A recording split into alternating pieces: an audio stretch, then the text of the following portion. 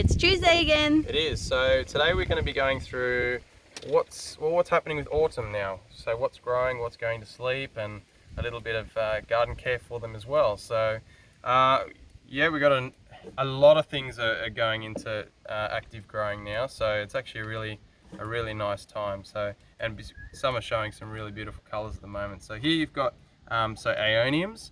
They're coming out of summer dormancy now.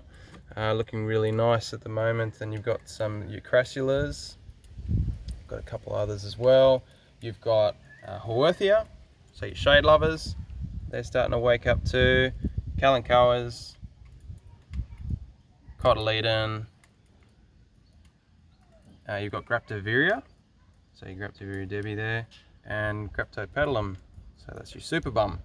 So there's others as well. There's sedum as well too that I didn't bring one out here, but they're about to come into active growth as well. So good time now to start to remove any dead leaves. That's, you know, when the plants are going or in dormancy, they'll start to shed some lower leaves. So it's a good time to just remove them because insects like to hide in them. So like your mealybug. Are more commonly known to do that sort of thing. Any new growth, you'll start seeing aphids, so just keep an eye on them too as soon as they start waking up. So yeah, remove all your bottom leaves. If you've got flowers that are kind of reached their use by date, grab some scissors or secateurs, or you can pinch them out if they're soft enough. And yeah, then you start fertilizing. So you start to steer away from going your slow release fertilizers, because as the weather cools down, they don't work as well compared to spring and through summer. So then you'll start using your blood and bone. So make sure that you put it around the plant, not on the plant, just in case it does cause some burn. You can also use dynamic lifter. You can use worm castings as well, or worm tea, so you can use liquid fertilizers. So you've got power feed out there. You've got sea salt. So sea salt isn't a fertilizer, it's more of a soil conditioner. So it's great for root development, for pest and disease resistance, and also seasonal changes as well. So it kind of toughens them up for it. So it's a really great product, and also puts in a lot of microorganisms into your soil. You can also mulch, so you can use just a leaf mulch, or you can use stones as well. So yeah, good time to start propagating them as well.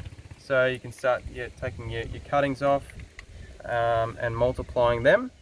It's always nice to have more than the one plant as backups, just in case you do lose your main one. And So that's what's growing. That's pretty much what's happening now with growing. So then with these guys, you'll start to increase your watering with them. So they'll start to get to about a weekly watering, and they will be happy. So we're going to go through ones that are going dormant. So you've got your Echeveria. I chose Pappy's Rose here just because the colours are just amazing. We've had some cool nights the last few nights, and it's already starting to show some winter colour. So beautiful time to see Echeveria in their true colour is through late autumn and through winter, when nighttime temperatures are really down there. So yeah, they look really cool. You've also got your Sempervivum as well. So this is Centennial, this variety here, and yeah, so it is showing a little bit of stress. I haven't watered them as frequently. We have just recently had a bit of rain, so I suspect it will lose its color a bit very soon. But yeah, beautiful plant as well. You've got your Cereopegia, so your variegated chain of hearts here, so they'll start to go to sleep as well. So if you're wondering when to propagate them, quickly try and get some cuttings done still now while the temperatures are still pretty good, because through winter they take forever to strike. So, and you've got lithops. So lithops are flowering right now.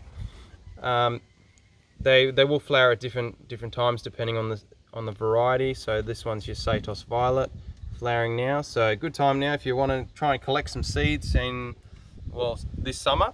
Good time to pollinate them now. So you can just use a paintbrush and away they go. And yeah, so you want to back off with the watering with these guys very soon. There's still a little bit of time to, for growth for them, and if you want to do a little bit more prop on them, that's fine. But yeah, through winter you really back off on the watering. If it's raining, there's not really much you can do there. just make sure your potting mix or your garden mix is really well drained. So add some extra stones or scoria, pumice or pumice, some people call it as well, and they'll be happy, or crushed granite. So yeah, I think that's all that comes to mind at the moment.